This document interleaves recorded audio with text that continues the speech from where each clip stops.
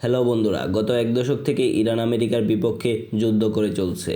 তবুও কিভাবে ইরান পৃথিবীর বুকে টিকে রয়েছে আপনি কি কখনো ভেবে দেখেছেন?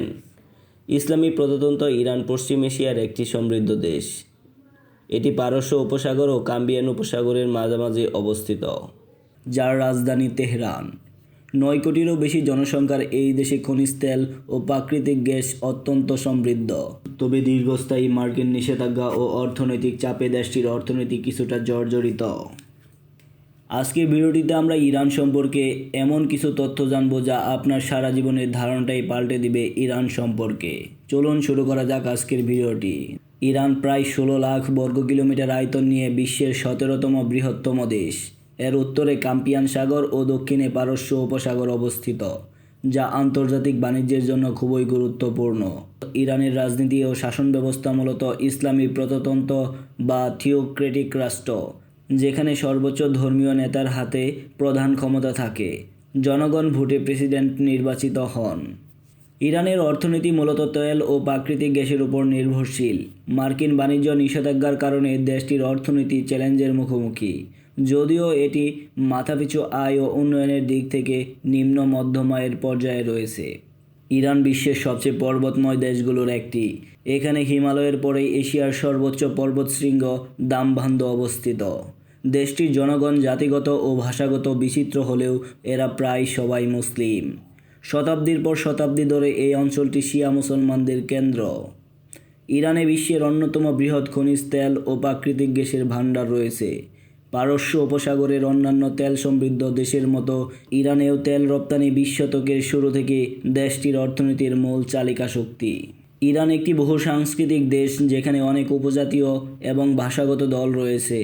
বৃহত্তম পারস্য 61%, আজারবাইজান 16%, কুর্দিস্তান 10% এবং লুরি 6%। নাবালকদের মৃত্যুদণ্ড কার্যকরের ক্ষেত্রে ইরান বিশ্বে প্রথম স্থানে রয়েছে। ইরানের রাজনীতি একটি ইসলামী প্রজাতন্ত্র কাঠামোয় সংঘটিত হয়।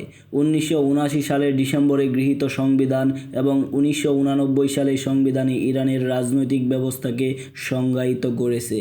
সংবিধানে ইসলাম ধর্মের শিয়া মতটিকে ইরানের রাষ্ট্রধর্ম হিসেবে পালন করা হয়। ইরানের প্রশাসনিক অঞ্চল 30টি প্রদেশে বিভক্ত। ফার্সি ভাষায় এগুলোর নাম ওস্তান। প্রতিটি প্রদেশ একটি স্থানীয় শহর থেকে শাসিত হয়, যাকে প্রদেশটির রাজধানী বলা হয়ে থাকে।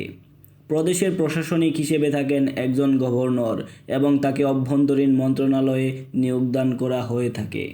প্রতিটি প্রদেশ আবার অনেকগুলো অংশে বিভক্ত, যাদেরকে ফার্সি ভাষায় বলে শাহরেস্তান। প্রতিটি শাহরেস্তান আবার অনেকগুলো জেলায় বিভক্ত, যেগুলোকে বাকশ বলা হয়। ইরান যদিও একটি গণতান্ত্রিক রাষ্ট্র, তবুও ইরানের ভিতরে 2 ধরনের সেনাবাহিনী রয়েছে। একটি প্রথাগত সেনাবাহিনী ও আরেকটি বৈপ্লবিক সুরক্ষা বাহিনী হিসেবে পরিচিত। সেনাবাহিনীর 4টি ভাগ রয়েছে: ভূসেনা, নৌসেনা, বায়ুসেনা, আকাশ প্রতিরক্ষা সেনা। তবে তাদের বায়ুসেনার বিমানগুলো অধিকাংশ পুরনো প্রযুক্তির। ইরানের অর্থনীতিতে জিডিপির পরিমাণ হচ্ছে 439.5 বিলিয়ন মার্কিন ডলার। ইরানের মাথাপিছু আয় 5,415 মার্কিন ডলার। ইরানের অর্থনীতি বৃহৎ সরকারি ক্ষেত্র সংবলিত মিশ্র ও ক্রান্তিকালীন অর্থনীতি। বিশ্বের 10% তেল, 15% গ্যাস সঞ্চয় সহ ইরানকে পরমাণু শক্তিধর বলে গণ্য করা হয়। ইরানের মুদ্রাস্ফীতি হল 30%। ইরানের অর্থনীতির প্রধান শিল্পসমূহ হল পেট্রোলিয়াম, জাফরান, পেট্রোকেমিক্যাল, সার, কস্টিক সোডা, গাড়ি উৎপাদন, যন্ত্রাংশ, ফার্মাসিউটিক্যালস, হোম অ্যাপ্লায়েন্স, বৈদ্যুতিক যন্ত্রপাতি, টেলিযোগাযোগ এবং বিভিন্ন পারমাণবিক শক্তিধর এবং অস্ত্র শিল্প। বন্ধুরা, ইরান সম্পর্কে এত সমৃদ্ধ তথ্য রয়েছে যা একেবারে বলে শেষ করা সম্ভব নয়। তো বন্ধুরা, আজকের আয়োজন এই পর্যন্তই ছিল। দেখা হচ্ছে আগামী এপিসোডে। ততক্ষণ ভালো থাকবেন। আল্লাহ হাফেজ।